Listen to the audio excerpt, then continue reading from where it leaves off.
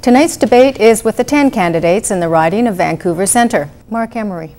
Peace and human security. Ms. Fry has been a profound disappointment if you're a believer that marijuana should be legalized. 3 million Canadians have been ripped off by successive governments who won't do anything. Every 6 minutes, a Canadian gets arrested for marijuana. We can have our children taken away from us. We can lose our jobs. We can be restricted in our travel. We have our whole lives severely punished because of the inertia in the federal Liberal government who have done nothing to liberate the cannabis culture from the bondage that they've put us in with their legislation. If you want to get some real civil rights and some real movement, then vote for the Marijuana Party, and it's a vote for an end to the war on drugs and a liberation of the cannabis culture. Thank you.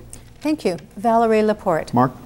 Well, most of the candidates are fixated on the idea that somehow big monolithic hospitals of concrete and steel with unionized workers working like overtime, et cetera, you're just a big part of the treadmill.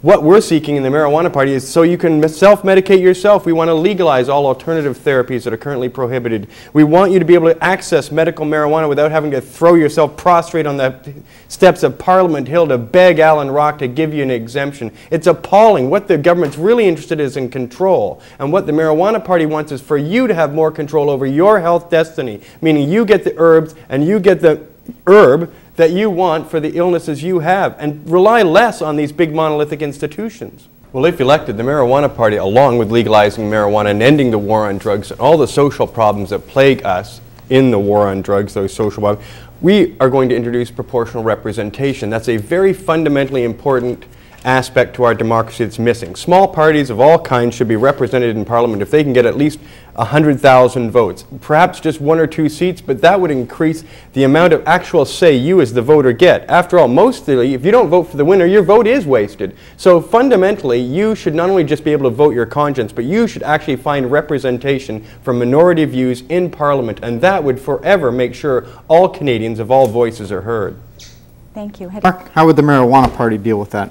Taxation is theft, pure and simple. It's coerced out of you. It's not consenting. Only relationships that should be acceptable in a free democratic society are consenting results. But it's really bad when you have to pay taxes which are used to actually imprison you, or imprison your children, or imprison the people who grow marijuana for us, or do all the various punitive things with our tax money to compromise our lifestyle. That's plainly injustice on top of punishment.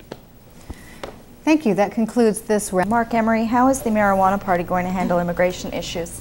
Well, first of all, you know, you can be refused immigration to Canada if you admit to smoking marijuana. Not only that, 1 million Canadians who are criminalized, they can't travel to the United States. So our whole way of life is being ruined by government policy over marijuana. You can't come to Canada, you can't leave Canada. And I'll tell you one thing, when I go through immigration, they strip search me, search body cavities, spread my butt cheeks, and humiliate me, and they do that to tens of thousands of people every year. Over what? Over marijuana? That's insane. So while they give platitudes about immigrating to Canada, let's deal with the Canadians who are already here, who are treated like third world citizens. Thank you. Hedy Fry? Thank you, Mark. Well, first thing I would do as an MP is get down to reality and be grateful that we grow $4 billion worth of marijuana here and that it grows right here. The money comes back to British Columbia. All those people who get that money spend it, they pay GST, they pay taxes, they contribute to this economy more than any other single industry other than tourism.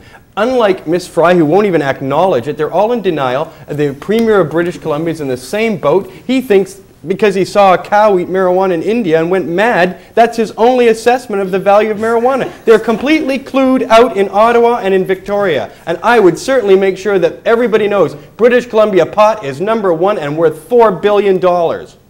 Hedy, how can you respond? Endangered species. Well, this woman's government's been out to exterminate a whole species, like 1 million plants destroyed last year. I mean, what kind of madness is that? It's a crop worth $4 billion and she wants to destroy it. I mean, imagine what kind of confidence you should have about her looking after any other kind of species that has any economic value. Thank you. The Marijuana Party is a crusade, and if you want to get involved in the crusade, then go to marijuanaparty.org. That's our website, and get involved. We'll be in the provincial elections, and we'll be in the next federal election. God forbid that nobody changes this law in the next 4 years. But failing that, support your Canadian cannabis culture. They deserve the integrity and equal rights that you have watching right now.